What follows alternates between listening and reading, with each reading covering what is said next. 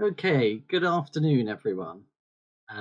Welcome to the LIBA webinar, How Can Libraries Help Keep Open Science Infrastructure Free and Independent?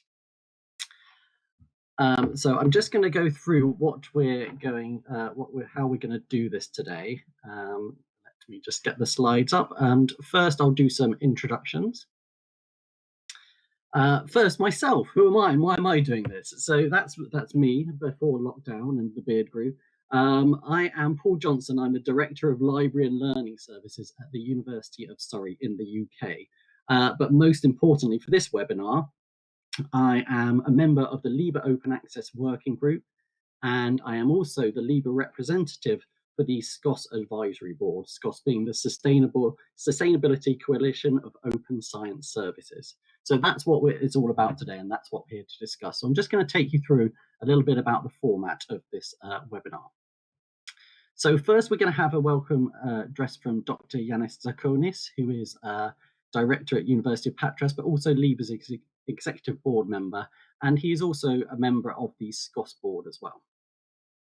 After that, we will be having some speakers. So we'll be starting with Vanessa Proudman, who's the Director of Spark Europe and the SCOSS Executive Group Chair.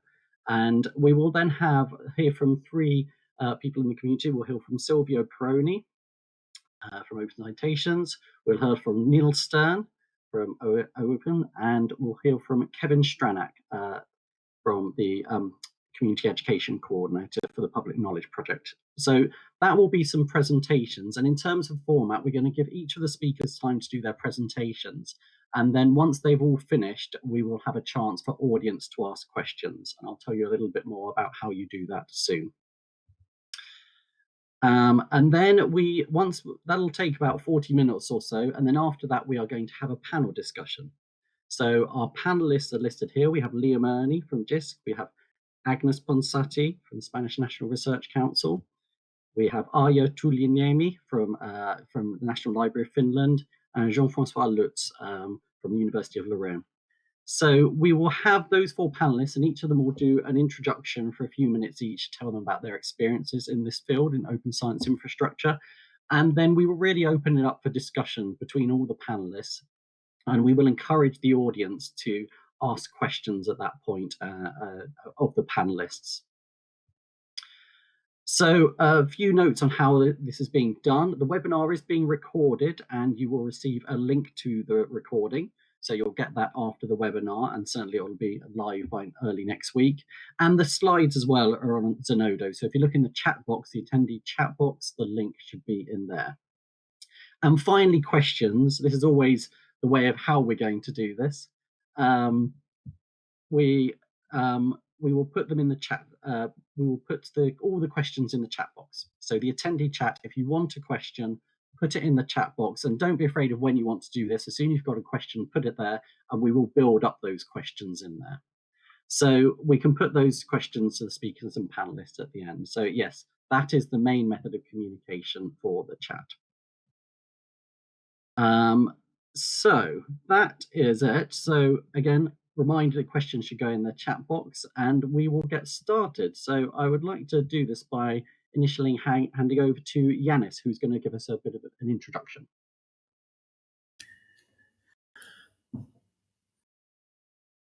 Hello, welcome all to this workshop by LIBA, which is jointly organized with Spark Europe, and we are both representing SCOSS. And I would like to thank everyone who is attending, but also I would like to thank very much the speakers and the presenters that come from both sides of this initiative, from the funders and the funded organizations, which is very vital, for the sustainability of the open science ecosystem. So as Paul said, I'm chair of the Innovative Scholarly Communication Steering Committee of LIBA. And together with Paul, I'm representing LIBA in the SCOSS organization. I'm representing at the level of the governing board, and Paul is doing an excellent work on the advisory group. And those people on the advisory group are the hard workers, and they are doing the very, very hard work for all of us. So this webinar is something that we decided in the SCOSS Governing Board. We saw that there is a necessity for the European libraries to understand what SCOSS is doing, how is it doing it, and what are the outcomes so far. So for the rest of this webinar, you will understand how SCOSS is engineered and how it's working. But the principal idea is that it's an initiative that comes from within the community itself and wants to address this major issue of maintaining, of sustaining some of the infrastructures that are very vital for the open science system, that they have helped libraries and institutions, science and academia to keep the content they produce and they provide, to keep it open. And these are community-led initiatives, and we want them to remain in the hands of the community. So SCOSS is something very dynamic, and I think that Vanessa later will explain detailedly how it is. It is something that is expanding and it's adjusting to the local needs and requirements. So this is for the European research libraries to understand what's the merit in joining SCOSS, and the rest of the almost 200 libraries all around the globe to join SCOSS and help the infrastructures be, as we say in the title, free and independent. Vanessa. Vanessa, would you like to add something to this?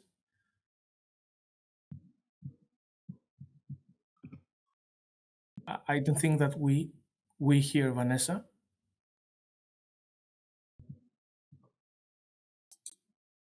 Yes, thank you very much, Yanis.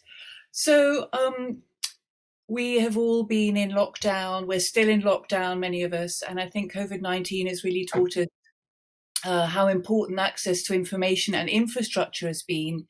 So we felt the pain through teaching and learning and providing access through the libraries to our teachers and learners, but also for research. And we have also been quite dependent on the generosity of publishers and their services. So opening up a lot of their content temporarily for the time of COVID for our researchers' use. And we're surely grateful for that. But this is a temporary measure. We need to remind ourselves of that. It's a sticking plaster until we fully transition to OA. And what we really need to have is we need to have an open science infrastructure that supports us in times of need like now, but also in more normal times when we have that normal back.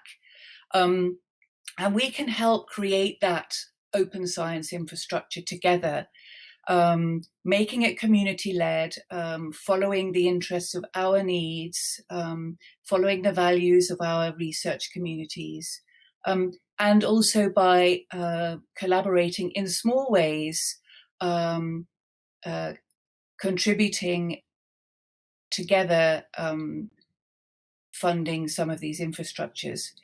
And so I know you'll be saying, well, it's not just on libraries either to fund these open science infrastructures. And you are very right. We've had governments, we've had international funders, other national funding agencies funding many of our open science infrastructures and service providers as well. So there is a broad range of funders, but libraries are really important because we really depend on some of these infrastructures. We've also helped build some of these. So I see it really as very much as being part and parcel of supporting OA in our institutions, like we fund our repositories or we pay for APCs. So thinking about and paying a small way forward for important open science infrastructure, that can go a long way. So let me just I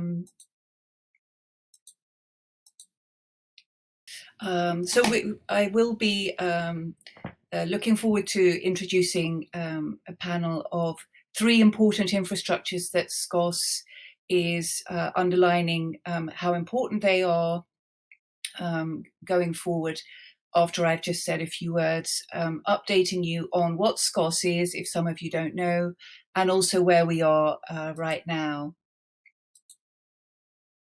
So I think I alluded to some of the challenges already, but we've seen so many open access and open science infrastructures developed over the years, funded by through project funding, and some of them are very well sustained, and some of them are on more unstable footing. One of the challenges that we also have is that through the generosity of many funders, they've funded innovation, but if they actually demonstrate their value through time, what happens with the operations and funding those operations? Those funders are funding innovation rather than the general day-to-day operations, but for them to continue to provide the services that we depend upon, those operations need to those funds need to be met, so we can contribute to help them stay free and available to us, and also to stay in our hands, because if we don't look after them, I think there are risks that those services will stagnate. They won't develop along with our needs. They may need to downsize, or even go behind paywalls. We've seen this with bPress and Mendeley, Publons, GitHub and others being adopted by the larger commercial entities. So we can also keep them in our hands. And also, when we pay our way, even in small ways, we can also, many of these infrastructures and also the SCOSS promoted ones, you can also have a say in how those services are run. So I think it's really important that we have an influence also on the infrastructures that we help fund. So, so I'm going to talk briefly, this is in the context of SCOSS. You've already heard what that is. We're helping sustain the infrastructure to support the implementation of open science, but it's also in particular not-for-profit infrastructure. And we started out in 2017. These are the members. It's very, very driven by the library community. We've got large networks, LIBER as being one of those key also founding members. And we have the ARL from the US, we have Canada, Australian and New Zealand libraries. We also have the Association of African Universities that's doing a lot in this area to advocate for open. We have Redalic from Latin America and IFL. So it's really a global initiative because it's a global challenge. And these are services that we are globally all utilizing. So we're community-led and governed, and what we do is we vet not-for-profit infrastructures that come to us and say that they need support from the community to help fund their operations. So we assess the funding needs on your behalves, and then we alert those funding needs to the community. We recommend about 2 or 3 services per year. We also ensure there's a rigorous application process, and we ask those infrastructures to provide a lot of detailed information, also on costs. So there's a lot of transparency to the community. Those applications are also made publicly available, so that you know if you're contributing funds, what are you contributing towards. So we hope that as this intermediaries between the libraries who directly fund the infrastructures, that we can increase efficiency for you. So if you think, well, we'd like to contribute to infrastructures, which are the ones that we might contribute towards. We know there are hundreds more out there, but these are this is I think a good start, and these are important ones we feel for the library community and for open science. We also really underline in the application process that good governance practices need to be in place, and that these are really community led. As I said, how important that was. So just as an update to those who don't who already knew about SCOSS, we've almost reached 3 million euros globally, worldwide. So that's over 250, mainly libraries, academic libraries, contributing from 19 countries. We have, that's right. So we had the first round with DOAJ and Sherpa Romeo going beyond 2 million euros raised. DOAJ has passed its target. We're still reaching out for funding for them, but Sherpa Romeo is only at 32% of its target. They really need your support as well.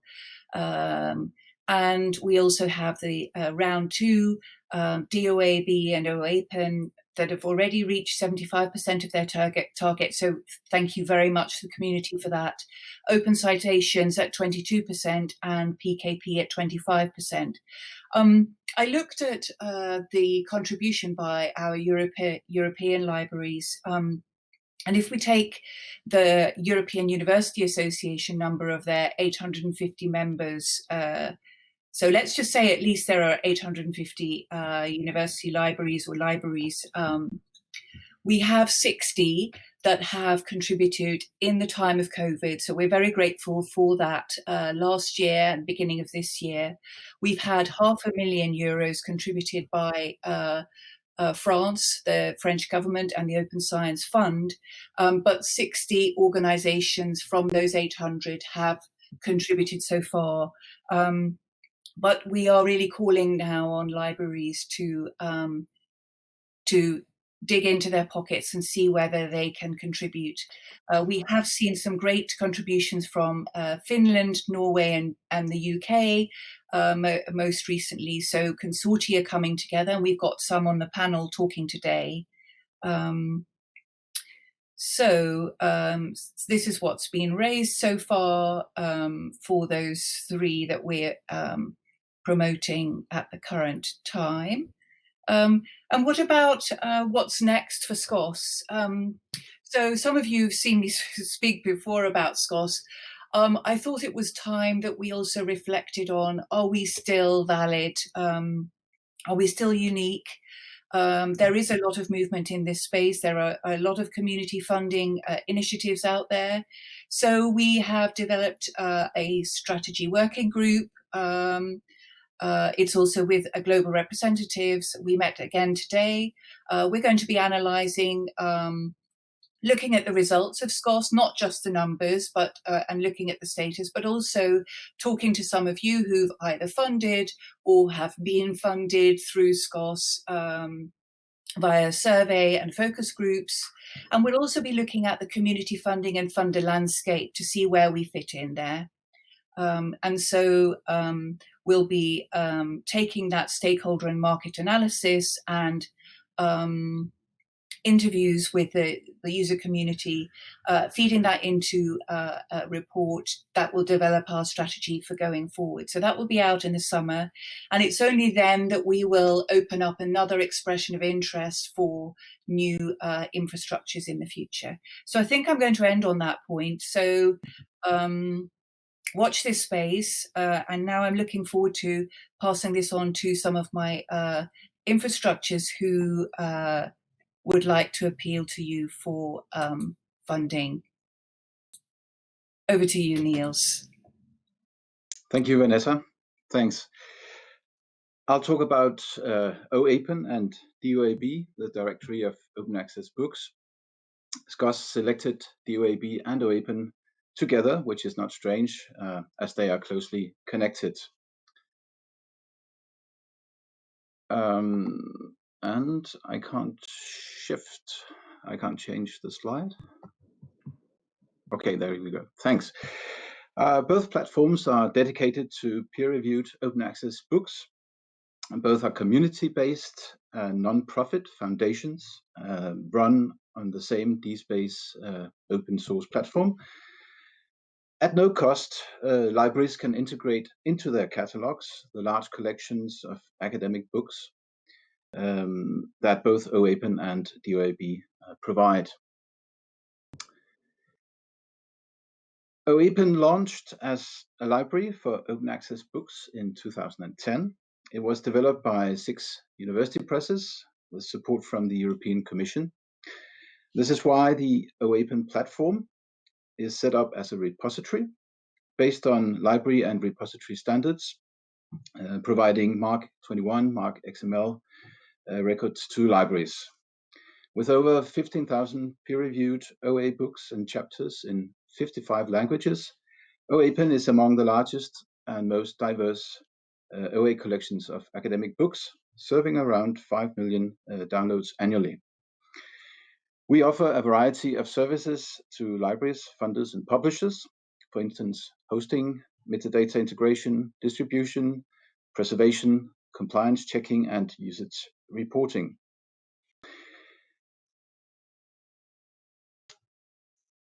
OAPEN launched DOAB in 2013, following the example of DOAJ. DOAB aims to provide a reliable source of peer-reviewed, open-licensed OA books metadata, making it easy to find OA books and easy to integrate them in library catalogs. DOAB has developed into a global hub with metadata from more than 35,000 books from over 500 publishers from around the world. In fact, around half of the books are in other languages than English, supporting bibliodiversity.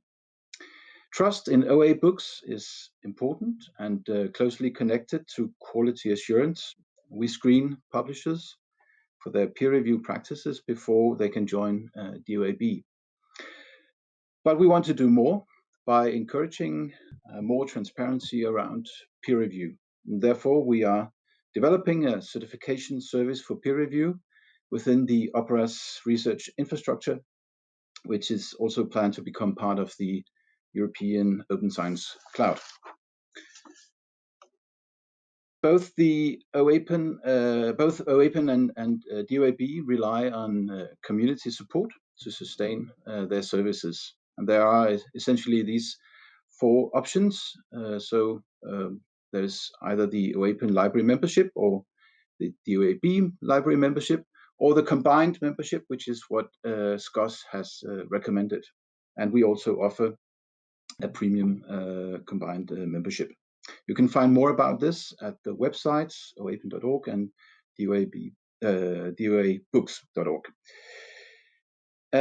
So I will end my presentation here just by mentioning that we have recently launched a new resource, namely the OAPEN Open Access Books Toolkit, which is a free resource to help better understand OA book publishing and help authors in the process of publishing their books and in open access.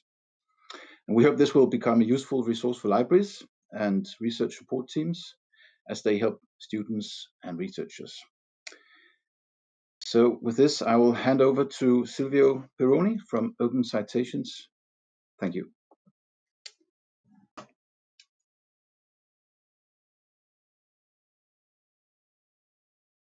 Hello, good afternoon, everyone. So I'm Silvio Peroni. I'm working at the University of Bologna, and I am one of the 2 directors of Open Citations.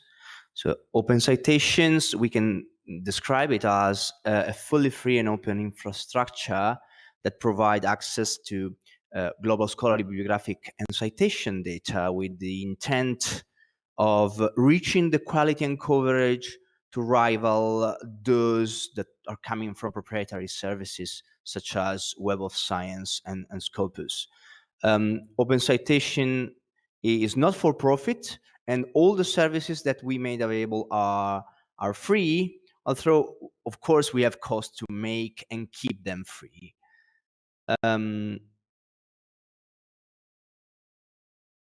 Currently, we are able to provide more than 759 million citations that the community as a whole can reuse for any purpose. For instance, such data can be crucial as kind of vehicle for use in national and international research evaluation exercise in order to make such activities more transparent and reproducible as compared to other proprietary service. As a librarian, you can use our citation data, for instance, by using our REST API to enhance or develop new tools to support your authors, researchers, students, institutional administrators. And these tools can, for instance, provide metrics to monitor research at your institution, or can improve the discoverability of research products such as publication and data.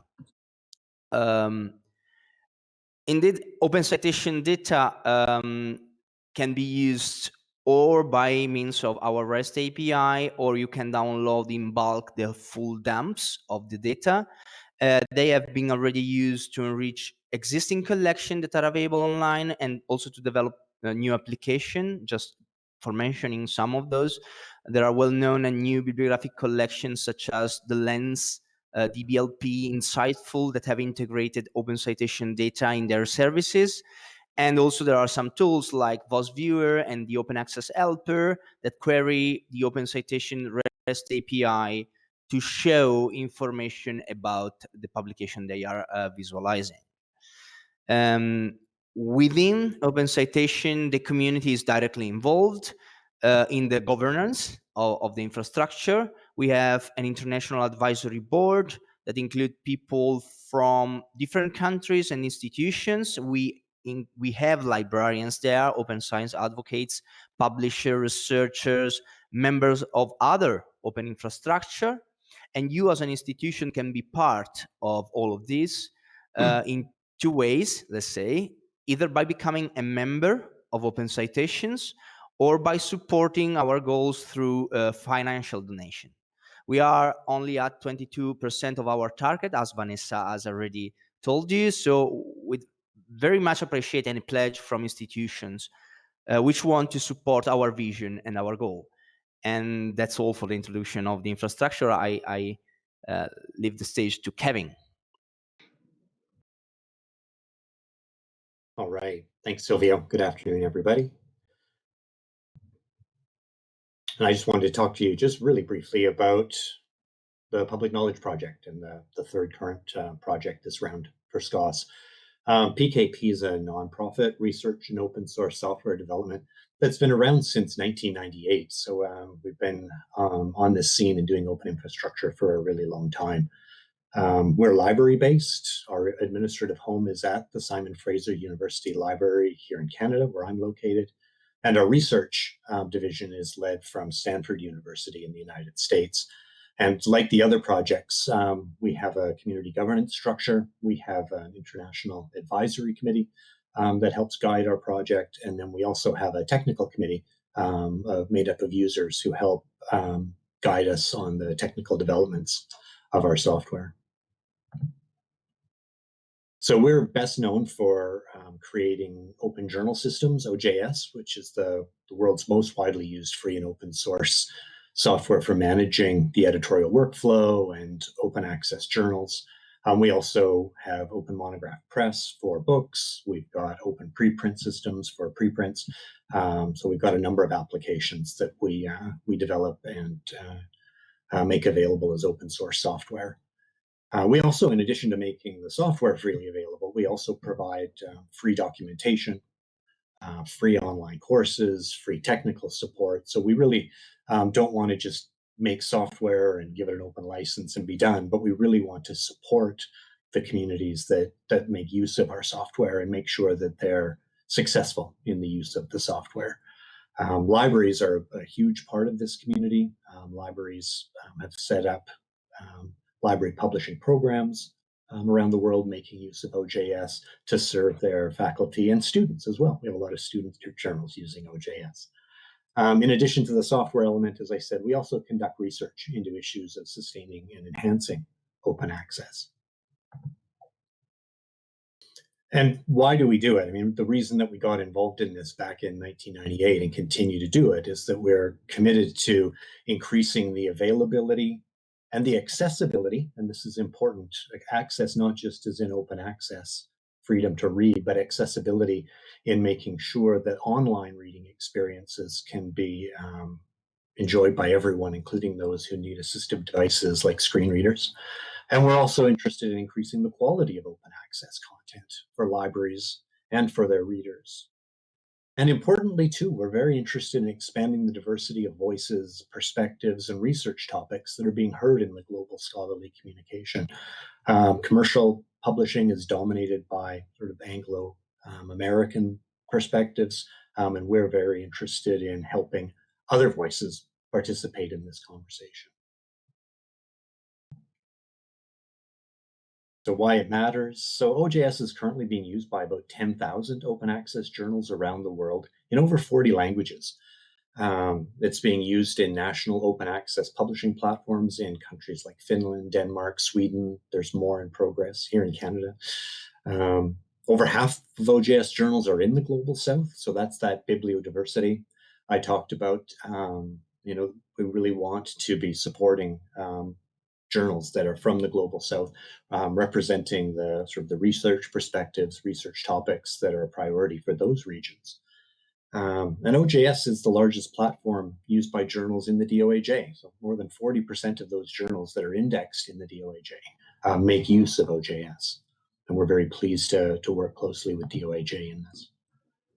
So we need your help because obviously creating and supporting open content isn't free. It does take resources. And we really rely on libraries. We firmly believe that the future of scholarly publishing is open access. The days of subscriptions are numbered.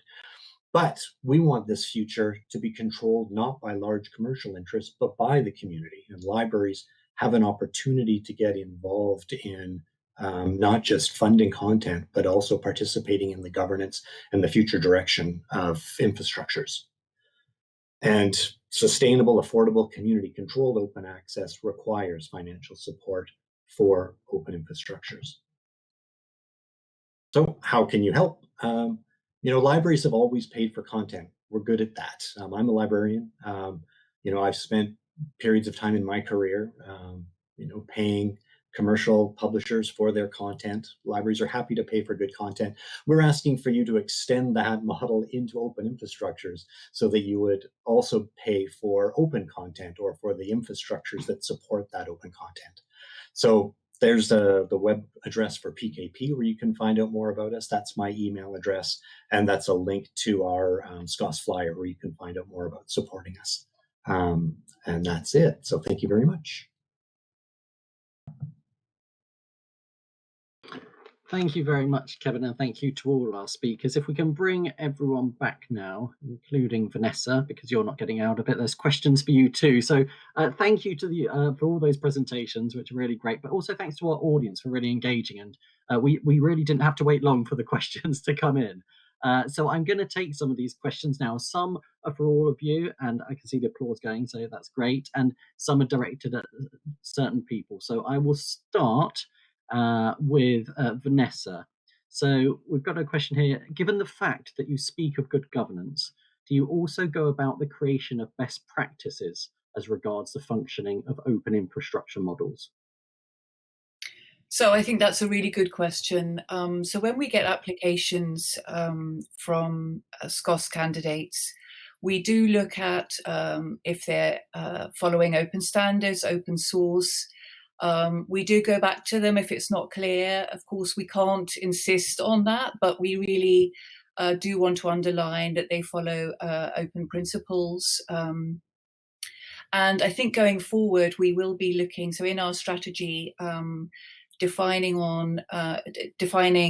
the infrastructures that we'll be promoting in the future, I think we'll be looking at some of those open principles, open content, open standards, open source. So we really want to promote the openness of infrastructures and that the community then funds those. So that's, we're already doing a bit of it, but we can do more. And we're taking that forward in our strategy. Great, thank you, Vanessa. Thank you. So I'm just scrolling through questions. So next question, actually I'll skip one. I'll go, so I'm not going to the same person every time. I'm going to go to Niels for the next question. The screen's just uploaded. So Niels, how do you go about the metadata management and integration in OAPEN and DOAB, as they are community-driven initiatives? Yeah, thank you for that question. So we run two services, the directory of open access books, which is an indexing service, and then also the OAPEN library, which is a full text repository. And for the indexing service, we, as I said, we collaborate with more than 500 publishers. And they do upload their metadata to us, and we have a number of requirements, metadata fields that they are required to give to us when they upload their books. And I have a link I can share to that, to those requirements, so you can actually look at what is mandatory and what we need in the directory. So that's really how we steer it. In the OAPEN library, it's more control because we upload the books and we have more control on to fill in the metadata. But for both, we set certain standards so that we ensure that, for instance, we have the basic metadata, but we also have funder metadata, licensing metadata, etc. Brilliant, thank you, Niels, and we'll put that link in the chat as well. So back to Vanessa now. Mr. Caithney, curious about what the average donation is, and if that, or contribution is, and if that has changed over the years or varies based on size of institution and location. So that's a great question. So I think probably the average donation is about 4,000 euros per year per infrastructure, and we ask for a commitment for 3 years, ideally. It does depend on the size of the institution. So there are those who contribute 500 euros per year or somewhere between that range.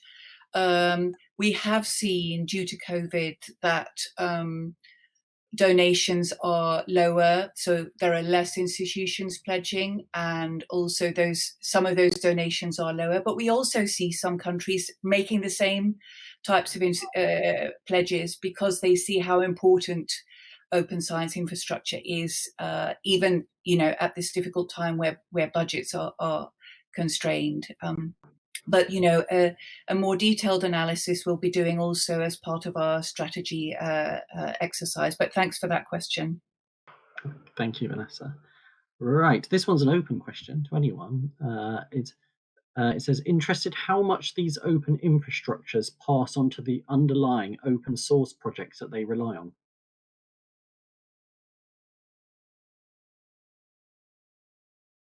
Anyone want to tackle that one? Well, if I can, okay. We'll do Sylvia. Yeah, Silvio, maybe then Kevin. Yeah. Yeah. Okay. So, yeah, the point is that Open Citation has been created, let's say, following the open mind, let's say, from any perspective. So it's not only about free services and open data, but it's also about open software. We rely entirely on open source software for all the services that we made available. All the software that we've developed is totally free and available on GitHub and released with open source licenses, as well as all the tools that we are using to implement the services are actually coming from open source projects. So I will say that we are entirely based on the open source initiatives out there, and they are crucial, honestly, to make it possible. Thank you, Silvio. Kevin? Sure. Thanks for that question. I think that's a really good question because, when we develop open source software on top of other open source components, we should be good citizens as well. There's two ways that, groups can contribute to open source software. One is financial. That's always welcomed. That's great. But the other way that you can contribute to open source software is through participation and sort of in-kind contribution, giving back to those projects. And while at PKP we don't financially support the underlying components that we build our software on, we very much do contribute back to those projects. And I would say that the same goes for libraries that use open source software. You can make a financial contribution, but you can also participate. And we have libraries that fund us financially, but that get very involved in helping us write documentation, helping us provide free technical support, help us with our free education programs. So there's multiple ways to support open source software development. Great, thank you very Perhaps much. I could Niels, just add from our side. So actually, just last week we migrated the directory to DSpace, open source platform, and we have the OAPEN library also on DSpace. So it's all open source, and of course then also we would like to engage in that way with other communities. All the metadata we host is CC0, so it's public domain, and also I think we engage heavily in the Opera's research infrastructure, which is a research infrastructure for humanities and social sciences, engaging in that way in many different development projects. So there's a huge sort of interchange and a great community to work within. Thank you. That's right. I'm conscious of time, but we're going to try and get as many of these questions as we can. So one for Silvio now, I think. Can the Open Citations platform be integrated with institutional profiles of faculty and scholars? Oh, yes, I don't see any particular issue in doing that, beside of course technical implementation within the institution that wants to reuse the data. But the data are CC0, so they can be reused in any context without asking permission for doing it. And we made them available by means of a classic web REST API that can be queried within a web application, and you can retrieve the data by means of the persistent identifier of the articles in consideration, in particular DOIs that represent the greatest part of our data right now. So basically querying the API by means of the DOI, you can get back all the information about that DOI, citation it receives, that it does to other papers, and these kind of things.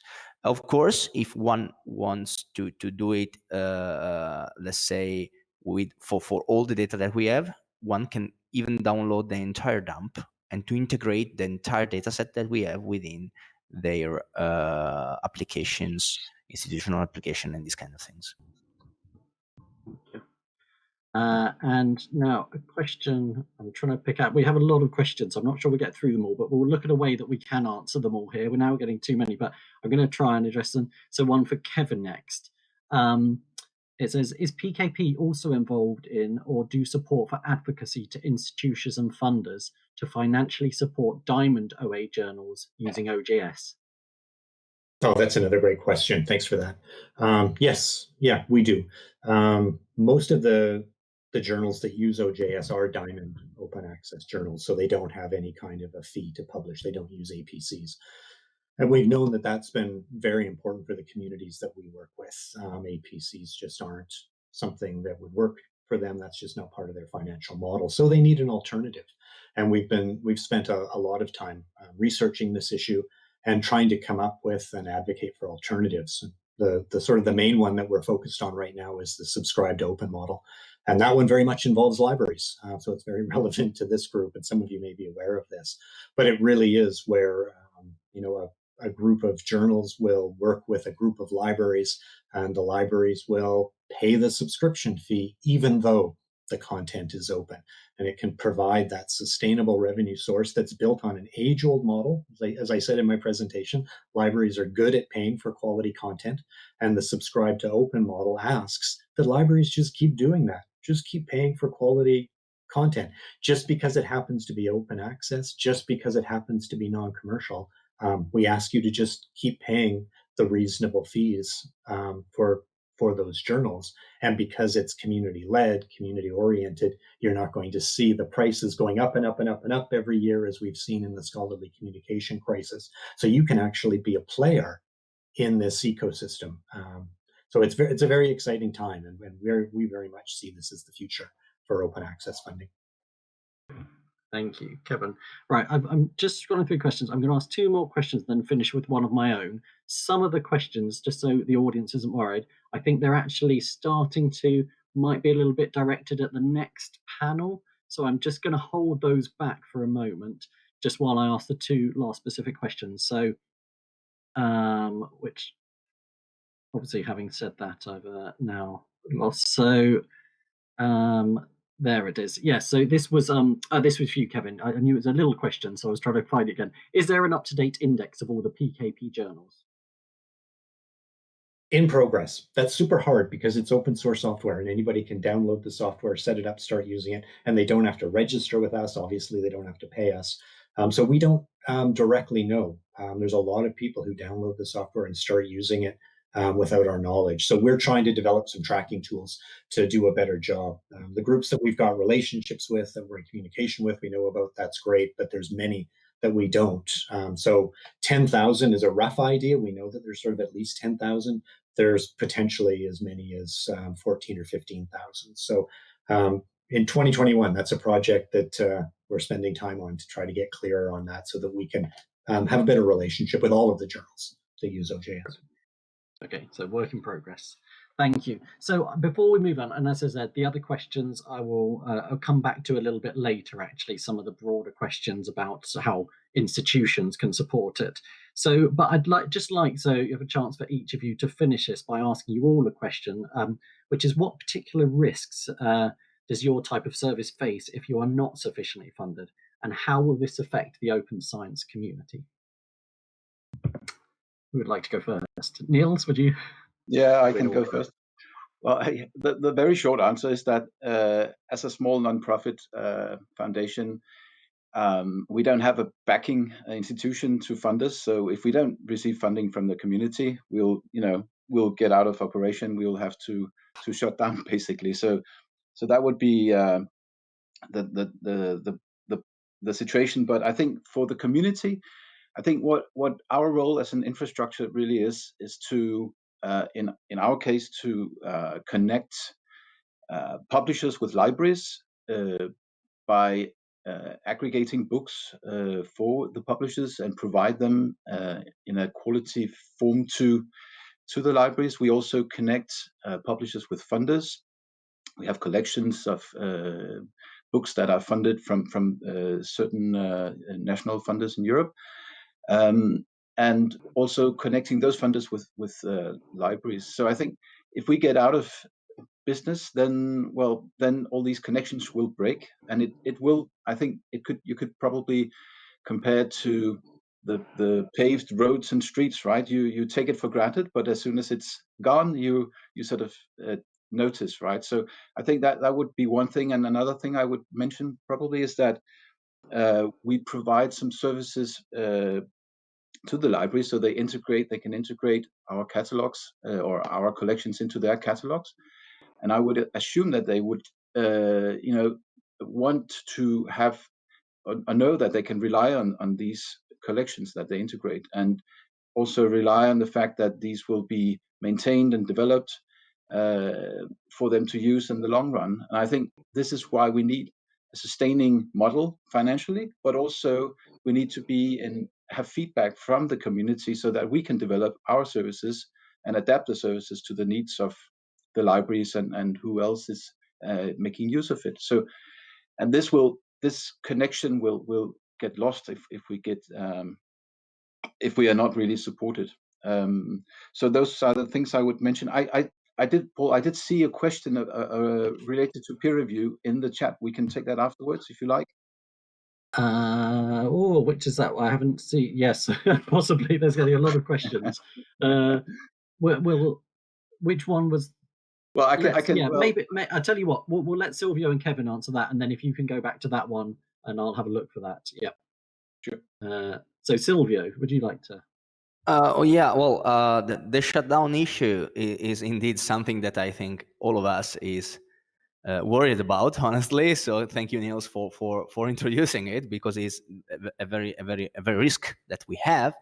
And there is not only that thing, honestly. The point is that at least for what concern what we are doing at Open Citations, is that without sufficient fund, all the services and the production of new data that we are running right now basically will get stuck. That we are currently ingesting new citations coming from Elsevier that recently decided to release in the open all their bibliographic references in Crossref. We are planning to extending the data set that we have with additional sources in order to take more citation data to include in our system in order to improve our coverage. But however, it's clear that for doing that, we need manpower to manage the technical infrastructure and to maintain and develop the services, and such as the ingestion of new data, such as extending the API with additional operation, trying to addressing specific requirements from the community.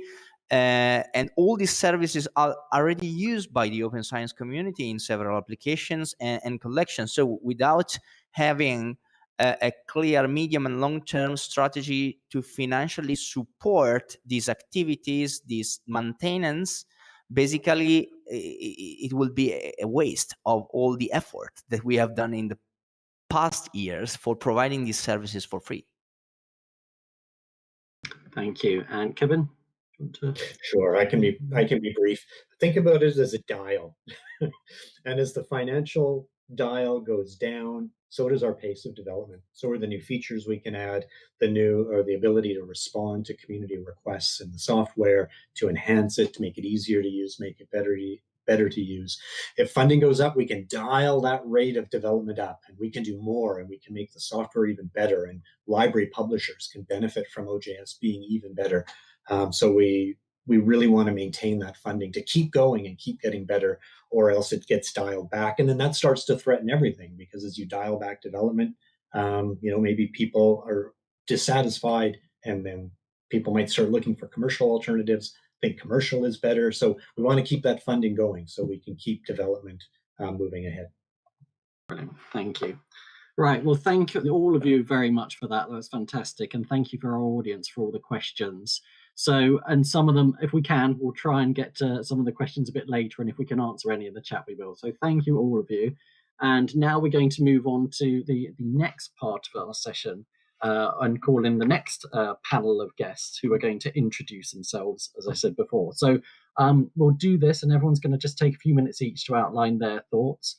And I think we're going to start with Agnes, first of all.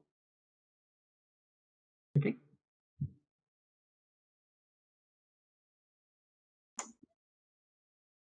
So thank you, Paul. I'm Agnes Ponsati.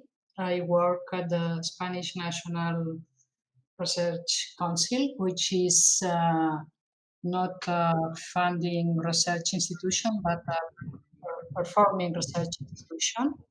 It's the largest research institution in Spain. It's a multidisciplinary institution. It has around more than 122 different research institutes. Some of them have a strong collaboration with some Spanish universities. And the institution belongs to the Spanish Ministry of Science and Innovation. And as I said, being the largest research institution, let's say the publications output is quite large. It's around more than 12,000 articles per year, and all of them, or almost 70% of them, are located in the top impact factor quarterly journals. So within the CSIC, I work for a unit which name is Unit of Information Resources for Research, and in that unit we deal with the let's say the traditional library services, because we still have some physical libraries. In total, 59 spread over the different institutes. And we also manage the big digital facilities for all the institution. It means that we have a digital library which holds that more than 15,000 e-journal titles and more than 500,000 books, plus different kind of databases. So yes, our experience on funding open science infrastructures is rather modest, but we want to increase it in the years to come, because we have an institutional open access strategy within the institution since 2006. That strategy has different roads. We have a green policy which is dedicated to our institutional repository, but we also have a diamond route because we have a publishing house within the CSIC, and all of the CSIC journals are right now following the diamond route. We have an institutional mandate since April 2019, and we also have since 2008 program that wants to promote the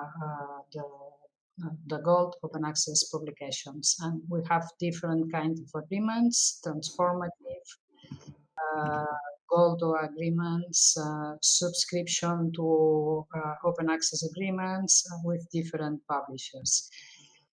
But all this effort is dedicated mainly to promote the content, or dedicated to content. And we know that a part of having policies and some concrete actions in place, we have to try to increase the investments on open science and infrastructure tools, because this is, I think, this is the very next step we have to take. So, in order to be concrete and to give you some information on what has been done till now, we start supporting some open science infrastructures in 2008. We started with supporting Archive. Later on, we decided to support the OAG. In 2013, we were very strongly involved in the SCOSS 3 initiative. And later on, we decided to invest in PID identity management systems, and we become ORCID institutional member, and also we decided to join the DataCite initiative. But we also are active in, let's say, in the open access publication platforms. We also support Knowledge and Ledge, I think from, if I not remember, but I think it was in 2010 or 12, I don't remember what, sorry. And more recently, we decided to invest as well on the Open Library of Humanities and also on the site post publication platform. This is a rather modest investment, but it's around 65,000 euros per year. Sorry. This is comparing of our total investment in content is less than 1% of our budget. And as I said, I think that the next step we have to take is to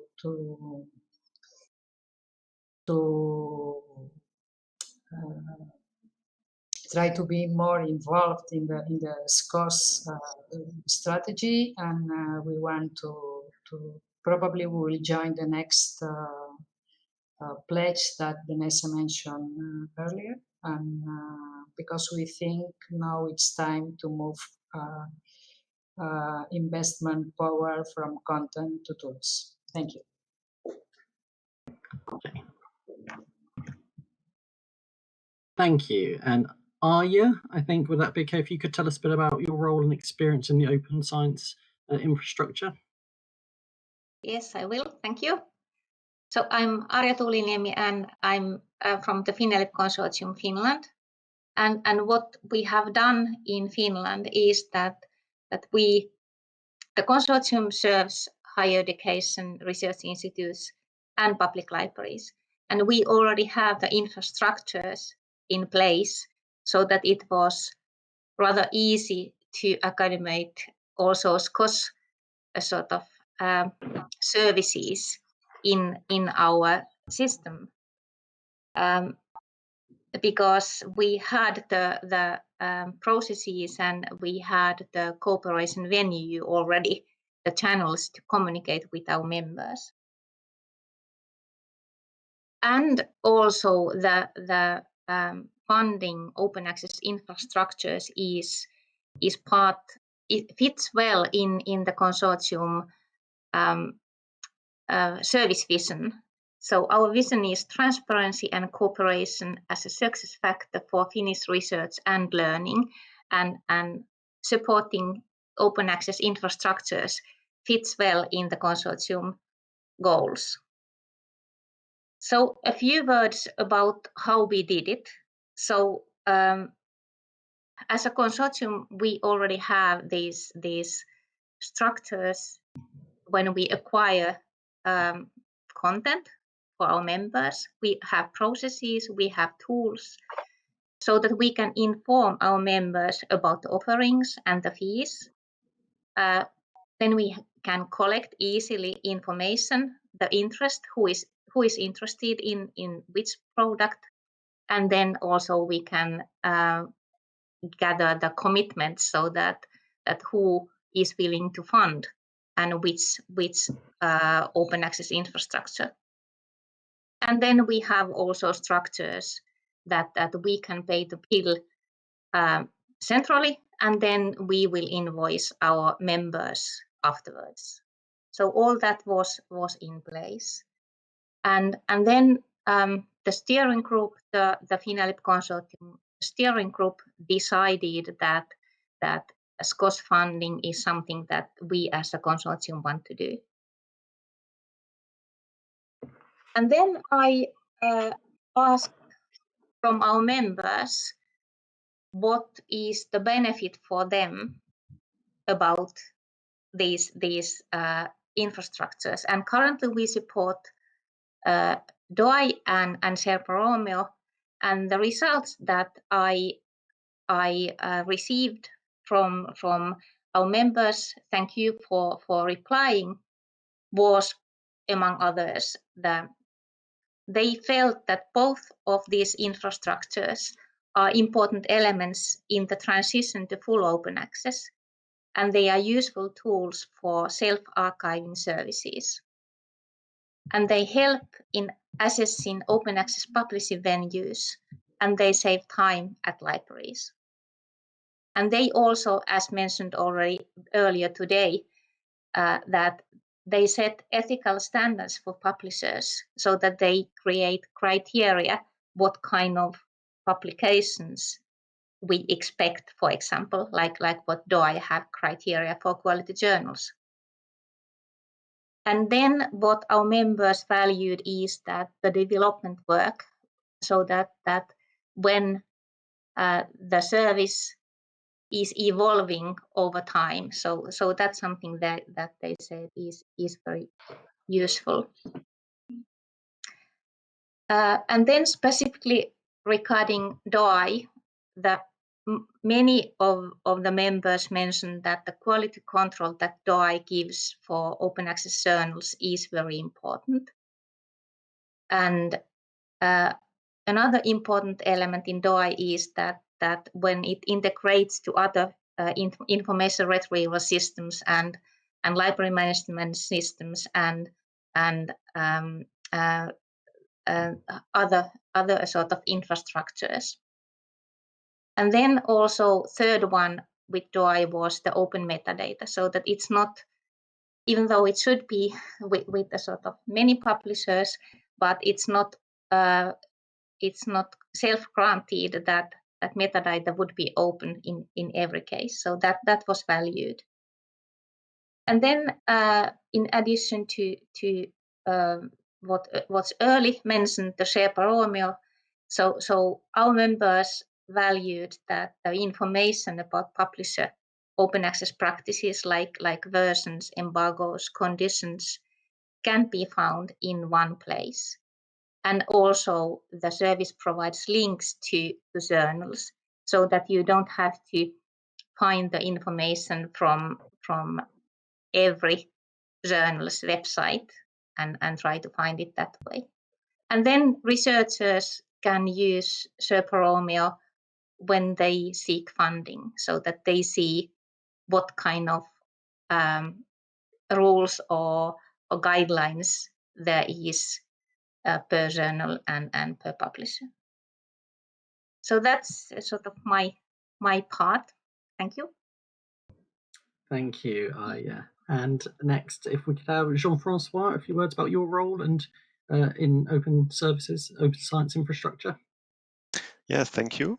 So I am Jean-François Litz. I am working at the University Library at the University of Lorraine, which is in the northeast part of France, and I am in charge of the research support services there. And regarding the funding of open infrastructures and open platforms, I have been involved in two ways. The first one is at the local level. We are a university member of the national consortium, which is called Couperin in France, an academic consortium who is strongly encouraging its members to fund infrastructures through the SCOSS framework. And so we decided early on to contribute to the funding of the DOAJ. But I am also involved in another way of funding infrastructures. Maybe if some of you were at the LIBER conference in Lille in 2018, you remember that the French Ministry of Higher Education and Research came to present the French National Open Science Plan. And in the wake of this presentation in 2019, there was the setting up of an open science fund, National Open Science Fund. And the main goal of the fund is to fund open science infrastructures, but mainly French-based one. Okay, open journals, open monographs, and so on, but who have close relationship with France. But we also are well aware that there are very important infrastructures that are not based in France, that are international. And so it was decided by the French Ministry to devote a proportion of the Open Science Fund to the funding of international infrastructures. And in order not to duplicate efforts, it was decided to rely on the assessment that has already been made by SCOSS, and so to channel a part of the fund to the SCOSS selected infrastructures. So we nevertheless, we did also use our own criteria on the 3 SCOSS selected infrastructures that you just heard of a bit earlier, and well, the results were excellent. So we are really pleased by the way PKP, Open Citations, and DOAB met our own criteria, and so it was really easy to make the case for a funding decision by the French ministry. And so it was made 1 year ago. As soon as the name of the 3 infrastructures has been made public, the decision had been made by the steering committee to fund these. So this is basically the way we are trying to do it in France. A part of the funding comes from the national level, from the National Open Science Fund, and another part from the libraries that are involved in the Couperin Consortium. I would just also like to add that the National Open Science Fund is in part funded directly by the ministry, and a part of it comes from the savings on the Elsevier deal. We have currently a 5-year deal in France, and the negotiation led to a decrease of the price, overall decrease, and half of the savings is returned to the libraries directly, and half of it goes to the National Open Science Fund. So it's also good to say that in a way Elsevier is helping us funding these open infrastructures. Thank you, Jean-Francois, and that's really interesting that funding is going back and being used in that way. Right, and finally, Liam, if you'd just like to introduce yourself and your role in open science infrastructure. Thanks very much, Paul. Good afternoon, everybody. I'm Liam Ernie from JISC in the United Kingdom. In my role, I'm responsible for our licensing, open research, content and discovery services. Our members for a number of years have been asking us to support them in effecting the transition to open access. So we undertake negotiations, as colleagues have said, with major publishers, but it's also important to them that we look beyond those major publishers. We're supporting open access across monographs, across smaller publishers, across native open access publishers. We were aware for a long time that if we wanted to make open access the norm, we needed to have the infrastructure in place to support that. And that having that infrastructure, it doesn't just happen. It needs to be well resourced. It needs to be able to compete with an existing supply chain and subscription model, which is incredibly resilient. Institutional processes have been really built around that subscription model, that existing way of operating, and that's a real barrier to open access in many ways. And actually, in terms of some of the efforts that we've been making in that transition to open access and the new forms of analysis, etc., that are required, the existing without new forms of infrastructure, it becomes very difficult to affect that change in a way which takes it away from just being a sort of a project, but something which is implemented in the longer term and does become the norm. So that's one of the reasons why we're interested there. I think Aria and Kevin articulated very well that as consortia, we're very well placed to make that transition the norm. We have an infrastructure in place which supports institutions to subscribe to things. We have an infrastructure in place which makes it easier for those infrastructures to engage with a large number of institutions. Just the job of getting onto the finance books of an institution can be a job in itself, given all of the rules, etc., around that. Because institutions are used to paying JISC in the United Kingdom for a variety of services for their subscriptions. It makes it much easier for open infrastructures to engage with UK universities, university libraries, and sign up. It's also a good way for us to demonstrate to our members that there is a cost associated with these infrastructures, and that if they are to be there in the long term, it's not enough for them just to be funded with soft money, project money. It's something that you need to build into your annual budget requirements, etc., so that they are there in the longer term. We help those infrastructures by making it easier and cheaper for them to engage with a large number of institutions, to manage that process in an achievable and cost-effective way. And we hope that that means then that as much of the money as possible goes not into marketing efforts, etc., but actually goes into the running of the infrastructure. So we hope that we can cut the costs for those infrastructures and support their sustainability in that way as well. In the UK, for a long time, we've had agreements with DOAJ. JISC initially was a funder of DOAJ itself. It still does, but we now have agreements there. We support SCOSS now with the latest DOAB and OAPEN initiative. Again, we've been working with OAPEN for a number of years, so we have a self-interest in seeing these infrastructures sustain and operate because we work with them. The Sherpa Romeo service works very closely with DOAJ. So our self-interest as a consortium, as a provider of infrastructures, is in maintaining and having these services operating in an effective and sustainable way. I'd also just note, I do think this is really important to note, that as we come to rely on these infrastructures, the need for resilience, the need for them to operate in a sort of a really almost industrial way becomes ever greater because we're reliant on them, and that comes with further costs. A lot of these initiatives are established as projects. The requirements on them change in time as they become infrastructure, and the costs of operating infrastructure, the responsibility of operating infrastructure, the need for good governance, for working with members, etc., is hard. It takes a lot of time and effort and doesn't always come completely cheaply.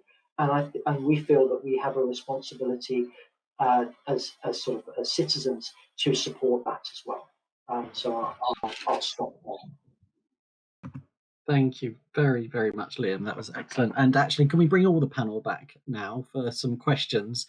And I think that leads nicely because I think we need to talk money, we need to talk budgets, and many of this have been touched on. I'm going to pick up some of the questions from earlier as well, and this is for anyone. I think these are general ones at the moment.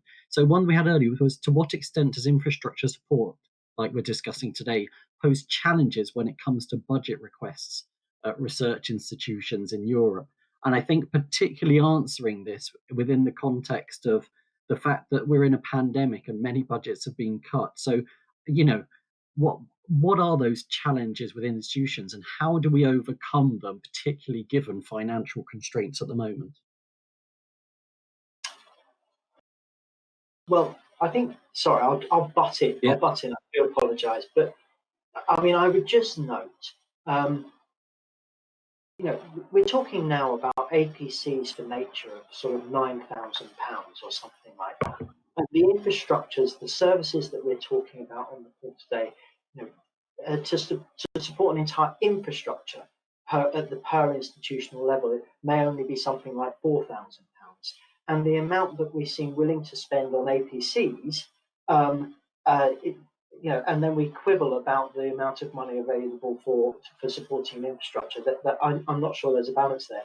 And there's also something of a false economy by not supporting these infrastructures, because you're actually loading costs onto the analysis and the work that you need to do at the local institutional level in order to make open access work locally. Great, thank you, Liam. And I suppose that relates, I mean, we can all join in on this, but it does make perfect sense. But I suppose it's those pressures from another side who may look at this and saying, well, that's all well and good and noble, but that doesn't directly, from the point of view, I suppose, of others' institution. What if people who hold the budgets maybe saying, actually, that's not a direct benefit. We've got to prioritize things which are direct benefit. How can we have those conversations with others within the university? Agnes? Yes, I would reply that this is absolutely not true. I think the return of that kind of investments is quite direct, and it's in interest of libraries, because libraries nowadays, I mean, it means goal should be to support research, and in order to make research, you have to establish and to provide infrastructures around the complete life cycle research. And I mean, if it benefits research, then it benefits the institutions, and if it benefits institutions, I mean, it benefits libraries. So I think it's very, for me, it's paramount that nowadays this is the investment that libraries should make. And as Lion mentioned, we are talking about, in average, economic efforts which are not very strong. So yes, we have some constraints because of the COVID crisis and the economic situation, but I think we still have room for such kind of investments. And if we do not have, then we have to put other kind of investments, like the French did in the Elsevier case. Thank you. Jean-François. Yes, I join Agnes on this issue. I think there is always a beneficial. It's always beneficial in a way. And I was discussing this with someone from Couperin also prior to the meeting, and there is another aspect, is that when you contribute financially to such infrastructures, you also you go from being a spectator in a way, some like passive, to contributing more actively. And we have seen that. I will just take the example of open citations. We have seen that, for instance, for us as librarians, there is a beneficial, because we also always rely on commercial solutions like Web of Science and Scopus, and then when we have something open that is currently being built, it's more than welcome to have such alternatives. But on the university level as well, we have seen that there are research projects on bibliometry, on scientometrics, that will be able to use open citations also as a tool for them. And on the national level, it was really interesting to see that when the ministry decided to fund open citations, there was also the willingness to build some kind of relationships, because maybe you are aware that we are working on Open Science Monitor at the national level in order to see how open science is being how much is open in the research output. And we had earlier last month a workshop with open citations and people from the ministry to see how the data coming from open citations can enhance this Open Science Monitor. So you enter a kind of collaborative effort, and you are more active. You take part to the there is kind of dynamics that is set up.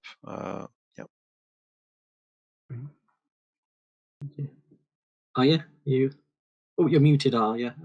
Yeah. Okay.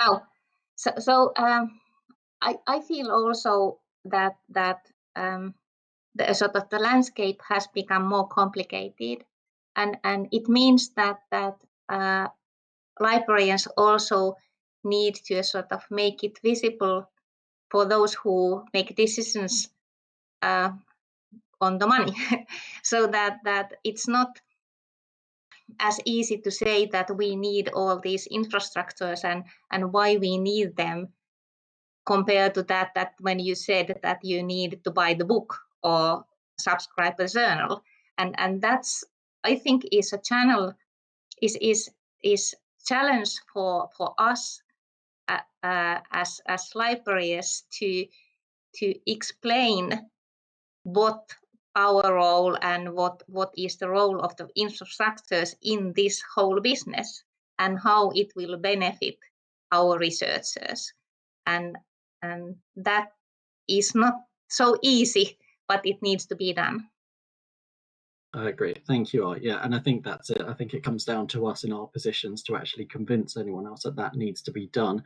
I'm conscious of time. We haven't got much time. There's just one more question which I can see in the chat, which is a difficult one. Is there a rule of the thumb percentage of library budget that ideally should go to supporting open infrastructures to make sure they are sustainable? It's a difficult one. There's been some chat, and I know Leuven, University of Leuven, and my colleague there, Demi, has some principles there, which I think someone's put in the chat. But has anyone got any sort of brief thoughts on this? It's a hard one to answer, apart from as much as you can. it's one of those difficult ones. Does anyone have a rule of thumb?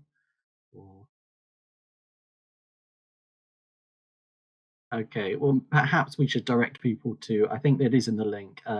I think those put into the link to Leuven, the Open Science Initiatives, and they're putting in, so we can talk about that a bit later. I think that is all. We haven't had any more questions as far as I can see, and I know we're almost time. So we just got a few things before we finish, but can I just say thank you to all four of you for being on that panel, for those, what you've told us, and also answering those questions. It's been really helpful.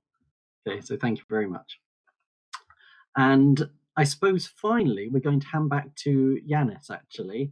But before I do, I would just like to thank a few people, mention a few people, particularly Vanessa, who was really instrumental in getting the speakers together and organising the content of this session. So thank you for Vanessa for all your work that.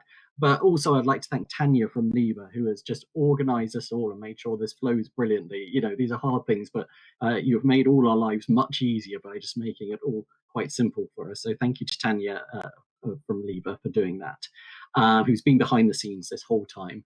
And so 2 minutes to go, we'll go over time, but much over time. But I'd like now to just bring Yanis back in to see if he's got a few final words. Yes, thank you very much, everyone, for the brilliant presentations. And I think that it is a very constructive webinar that we had today. I've participated in many LIBER webinars, and I think that this is one of the most, let's say, engaging and active ones. I've seen people from all around the world asking things and setting, you know, a new standard for the LIBER webinars. So I would like to thank everyone who participated, attended, of course, and participated in both panels. Many of you are very dear colleagues, and you were very eager to participate. I would like just to draw some conclusions. I think that the community has many concerns and many demands and many requirements about the quality of those infrastructures. I mean, we use these systems and we want this to be equal to the proprietary systems. So we are setting high standards, and this might add some pressure to the, let's say, the developers and the administrators of those services, but also, you know, sets, as I said, you know, some high standards about those services. And I think that it's pretty reasonable because we have set up journals, for instance, on these infrastructures, and we want them to be competitive to the commercial, let's say, ones. As far as I saw, it's very nice that these issues are under the radar of funders and institutions. I saw that EUA has it in the new agenda. So this is something very important, because it will help the libraries, for instance, to move to this last topic that Paul said, how we can increase our budget on those types of cost. So if we have an extra hand, if we have the understanding of, for instance, our rectors or our head of research units and so on, that's very, very helpful. And finally, it's all about transparency. I saw that many people were asking things about how transparent are the things that are being decided for those infrastructures. And again, this is, I would say, compliant to the open science principles, and definitely supports the sustainability of those infrastructures. Finally, I will say that as libraries, we need to reevaluate our priorities. We need to have options. We need, let's say, to think again, what do we value most? And because in many cases, for instance, we also have this space as institutional repository, or we have open journal systems for our diamond journals. We have dedicated time and effort in translating, in developing, in adjusting those systems. I think that somehow we need to reward the people that have started all this, and thank them in some, let's say, tangible way. So thank you very much. That was my last few thoughts. I don't know if Tanya would like to, or you, Paul, we call it a day. It's have been a pleasure for me and the rest of the LIBER team. Yes, thank you very much, Yanis, and thank you to all those who attended. We have a really good attendance at this, so thank you very much. And the recordings will be sent to you all once they're ready. So thank you, everyone involved.